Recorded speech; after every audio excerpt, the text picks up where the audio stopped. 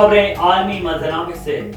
जंगी जुनून में मुब्तला इसराइल को 17.6 बिलियन डॉलर्स की नई फौजी इमदाद फराहम करने के लिए अमरीकी ऐवाने नुमाइंदान में कानूनी मुसवदा जमा करवा दिया गया। तफसीलात के मुताबिक हमास के खिलाफ जंग के लिए इसराइल को नई फौजी इमदाद फराहम करने की कानून साजी की दरखास्त गुज़श्ता रोज अमरीकी ऐवाने नुमाइंदान में पेश की गई, जिसके बाद स्पीकर माइक जॉनसन ने अरकान को खत लिख दिया, जिसमें कहा गया कि हाउस एशियन पैनल की तरफ से पेश करदा नया फंडिंग बिल अगले हफ्ते किसी वक्त पूरे ऐवान की वोटिंग के लिए पेश हो सकता है।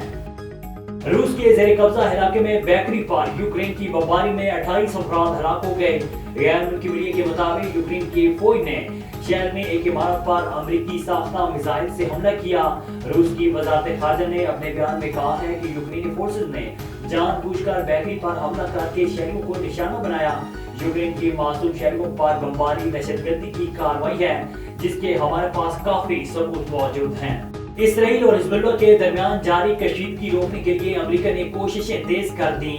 अरब मीडिया के मुताबिक इसराइली अखबार ने गुज़श्ता रोज कहा था कि अमेरिकी एलची आमूस ऑक्सटेन अपने मौजूदा दौरे इसराइल के दौरान वज़ीर-ए-आज़म नेतन्याहू, जंगी कौंसिल के वज़ीर बेनी गैंट्स और सदर इसहाक हर्ज़ोग से मुलाकात करेंगे, ताकि हिजबुल्लाह और इसराइल के दरमियान महाज लड़ाई को रोकने के लिए एक मौसर बंदोबस्त तक पहुंचा जा सके।